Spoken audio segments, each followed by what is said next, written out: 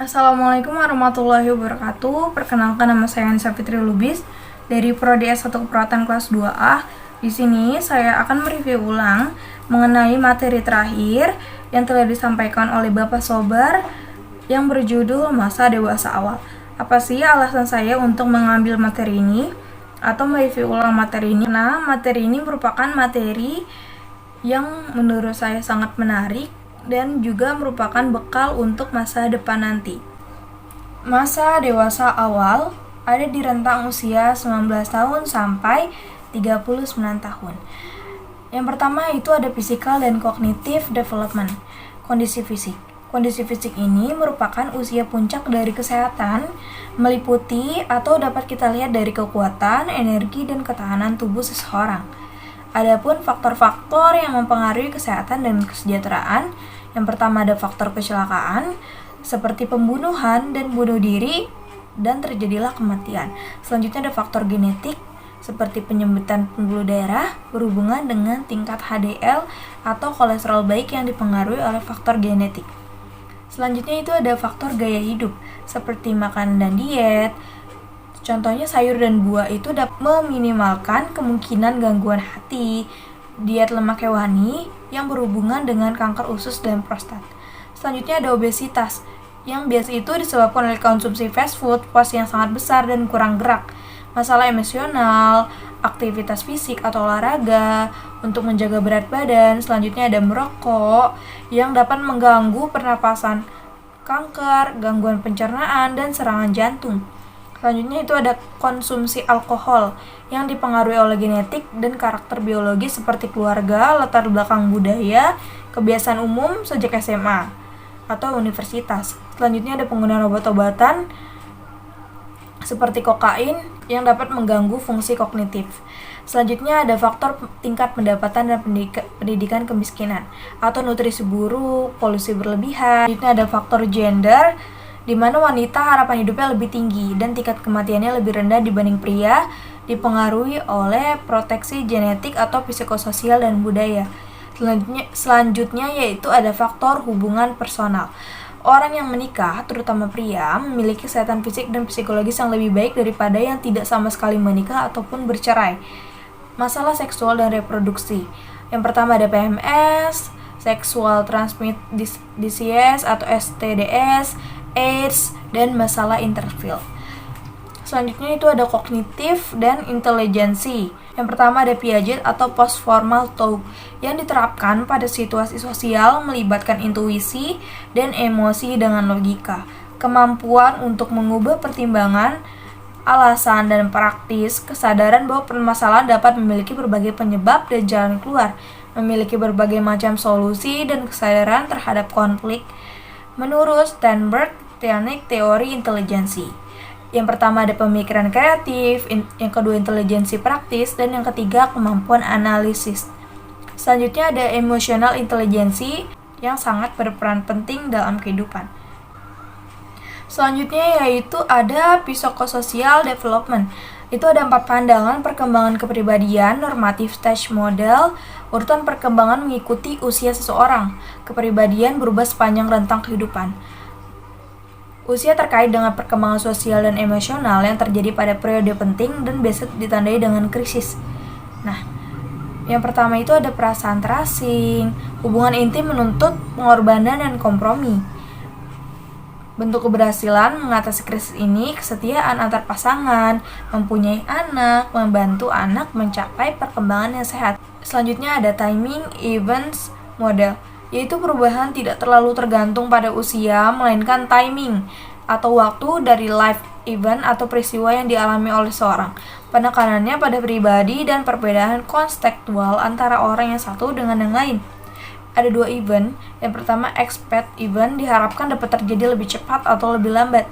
Yang kedua ada unexpected event. Contohnya tidak mempunyai anak atau mempunyai anak pertama di usia 40 tahun. Social clock atau norma dan harapan masyarakat terhadap waktu yang tepat bagi terjadi peristiwa hidup tertentu berbeda antar budaya dan antar generasi.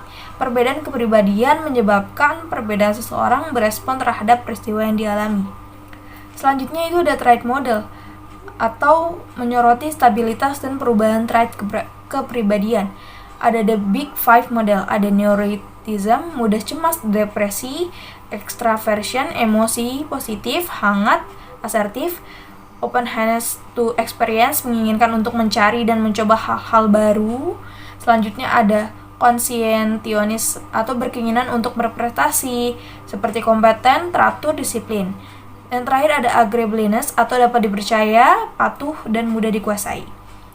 Selanjutnya ada typological model. Ini menurut Jack Block merupakan pelengkap dan perluasan dari trait model, memandang kepribadian sebagai functional wall yang mempengaruhi dan mencerminkan sikap, perilaku, nilai-nilai, dan interaksi sosial masing-masing. Selanjutnya ada 3 tipe kepribadian. Yang pertama ada resilient atau ciri-cirinya seperti percaya diri, mandiri, pandai bicara, perhatian, suka menolong, dan kooperatif. Selanjutnya ada depresi, yaitu under control. Ciri-cirinya seperti aktif, energik, impulsif, keras kepala, perhatian, dan mudah teralih. Selanjutnya ada hubungan interpersonal. Yang pertama itu persahabatan, terpusat pada pekerjaan, aktivitas pengasuhan, dan saling berbagi rahasia serta nasihat, didasari minat yang sama dan visi juga yang sama. Kualitas dan karakter persahabatan sangat beragam, seperti intim dan suportif, konflik, lama atau singkat. Terjadi perubahan yang dramatis dalam hubungan interpersonal. Selanjutnya ada intimasi, hubungan yang hangat, dekat dengan atau tanpa kontak seksual. Ini mencari keintiman secara fisik dan emosional dengan teman, dekat, atau pacar. Elemen penting dalam intimasi seperti responsif terhadap kebutuhan seseorang, saling menerima dan menghargai, saling memiliki, hidup lebih sehat dan lama, bisa menjalin hubungan intim yang memuaskan. Selanjutnya ada cinta. Teori cinta menurut Sternberg, Triangle Theory of Love, ada 3 komponen cinta. Yang pertama ada intimasi, elemen emosi saling terbuka. Yang kedua ada passion, elemen motivasi didasari dorongan dari dalam, mengubah rangsang fisiologis keinginan seksual. Selanjutnya ada komitmen, keputusan untuk mencintai dan tetap bersama dengan orang yang dicintai. Selanjutnya ada 8 tipe dalam hubungan cinta. Yang pertama ada non-love, hubungan biasa tanpa komponen cinta. Yang kedua ada liking, yaitu komponen intimasi. Yang kedua ada infatuation, passion, empty love, komitmen. Romantic love itu intimasi dan passion. Company love, intimasi dan komitmen. Fatuous love, passion dan komitmen. Seksualitas, pandangan mengenai hubungan seks reproduksi, hubungan seks yang dibolehkan untuk mereka yang sudah menikah dengan tujuan untuk memiliki anak.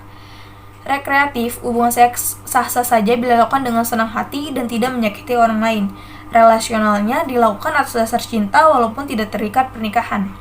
Gaya hidup, yang pertama ada single life atau melajang, menunda untuk menikah atau tidak menikah, dipengaruhi oleh kesempatan karir, berpergian, kebebasan seksual, dan gaya hidup. Selanjutnya ada homoseksual atau gay atau lesbian dan biseksual. Proses menunjukkan diri sudah semakin lebih terbuka. Selanjutnya ada cohabitation, hidup serumah tanpa menikah atau hal yang umum dan normal di beberapa negara. Alasan belum siap menikah dan terapi kebutuhan seks mendesak sebagai percobaan pernikah atau pengganti pernikahan, pergeseran norma dan nilai agama. Pernikahan bersifat universal untuk memenuhi kebutuhan ekonomi, emosional, seksual, sosial, dan kebutuhan untuk membesarkan anak. Usia untuk menikah bervariasi, pada negara industri lebih lambat. Frekuensi hubungan seksual menurun dengan bertumbuhnya umur dan hilangnya kenikmatan. Selanjutnya menjadi orang tua. Semakin banyak wanita yang memilih untuk memiliki anak sedikit, menunda memiliki anak, atau tidak memiliki anak sama sekali. Pria ingin punya anak lebih satu, tapi kurang berperan dalam pengasuhan anak. Kepuasan perkawinan menurun pada selama tahun-tahun pengasuhan anak pasangan yang bekerja. Biasanya ini beban yang dari gaya hidup pasangannya sama-sama bekerja lebih berat pada wanita. Ketidakseimbangan dalam pembagian pekerjaan, sumbangan pasca stres pernikahan, perceraian. Apa aja sih faktor penyebabnya? Yang pertama itu meningkatnya kebebasan wanita di bidang finansial, kesadaran jika memiliki anak akan meningkatkan konflik antar pasangan dan harapan bercerai semakin membesar. Yang kedua menghasilkan periode penyesuaian yang menyakitkan. Tergantung pada pembagian di perceraian ditangani, perasaan mereka terhadap diri sendiri dan mantan pasangan. Selanjutnya itu sebagian besar orang yang bercerai akan menikah lagi. Pernikahan berikutnya akan lebih stabil. Keluarga tiri perlu penyesuaian. Wanita cenderung lebih memiliki kesulitan menjadi orang tua tiri dibanding pria.